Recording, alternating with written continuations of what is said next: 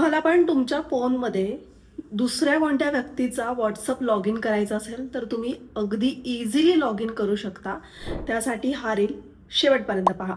सगळ्यात महत्त्वाचं म्हणजे तुम्हाला काय करायचं आहे, तुम्हाला तुमच्या फोनच्या व्हॉट्सअपमध्ये जायचं आहे. ठीक आहे, तुमच्या फोनच्या व्हॉट्सअपमध्ये गेल्यानंतर तुम्हाला या ठिकाणी 3 डॉट्स दिसत आहेत. त्या 3 डॉट्सवरती क्लिक करायचं आहे. त्यानंतर सेटिंगवरती जायचं आहे. सेटिंगवरती गेल्यानंतर तुम्हाला प्लसचा आयकॉन दिसतोय.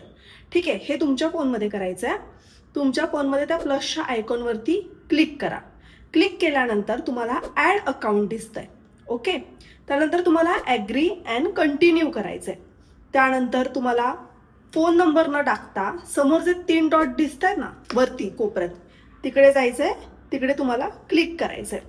तिकडे क्लिक केल्यानंतर तुम्हाला त्या ठिकाणी काय ऑप्शन येईल, लिंक डिव्हाइस. ठीक आहे, तिकडे क्लिक करायचं आहे. त्यानंतर बघा तुमच्या फोनमध्ये एक QR कोड ओपन होईल. आता दुसरी आणि महत्त्वाची गोष्ट, तुम्हाला काय करायचं आहे, तुमच्या फोनमध्ये ज्या समोरच्या व्यक्तीचं व्हॉट्सअप लॉग इन करायचं आहे ना, त्याच्या फोनमध्ये तुम्ही गेलेला आहे.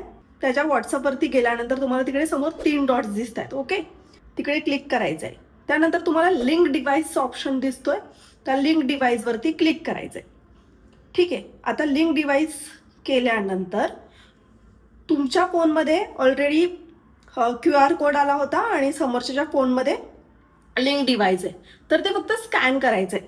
स्कॅन केल्यानंतर काय होणार आहे, समोरच्या व्यक्तीचे सगळे व्हॉट्सअपचे मेसेज, कॉल, म्हणजे त्याने कोणाशी व्हिडिओ कॉल केला आहे, कोणाशी व्हॉट्सअप कॉल केला आहे किंवा कोणाशी चॅट करतोय, ह्या सगळ्या गोष्टी इझिली तुमच्या फोनमध्ये दिसणार आहे. आणि जाता जाता सगळ्यात महत्त्वाची गोष्ट, समजा आता तुमच्या फोनमध्ये तुमचंही व्हॉट्सअप सुरू आहे आणि समोरच्या व्यक्तीचं पण व्हॉट्सअप सुरू आहे. तुम्ही तुमच्या व्हॉट्सअपवरती चॅट करताय, पण तुम्हाला समोरच्या व्यक्तीच्या व्हॉट्सअपवरती तुमच्या फोनवरनंच जायचं आहे. त्यावेळेला काय कराल, त्यावेळेला तुम्ही व्हॉट्सअपवरती जाऊन जे समोर 3 डॉट्स दिसत आहेत ना, त्या ठिकाणी जाऊन क्लिक करायचं आहे. क्लिक केल्यानंतर तुम्ही पाहू शकता त्या ठिकाणी तुम्हाला सगळ्यात शेवटी स्विच अकाउंट्स म्हणून ऑप्शन येत आहे. ठीक आहे, जेव्हा तुम्ही स्विच अकाउंटवरती क्लिक करता त्यानंतर त्या समोरच्या व्यक्तीचं अकाउंट ऑन होतं आणि जर तुम्हाला तुमच्या अकाउंटवर जायचंय तेव्हा पण स्विच अकाउंटवरतीच क्लिक करायचंय. अशा पद्धतीने तुम्ही एकाच वेळेला तुमच्या फोनमध्ये 2 व्हॉट्सअप चालवू शकता. हा व्हिडिओ जास्तीत जास्त तुमच्या मित्रमैत्रिणींपर्यंत शेअर करा आणि सगळ्यात महत्त्वाची गोष्ट, मला फॉलो नसेल केला तर लगेच फॉलो करा आणि अजून कोणत्या नवीन विषयांवर माहिती हवे हे कमेंट बॉक्समध्ये सांगायला अजिबात विसरू नका. धन्यवाद.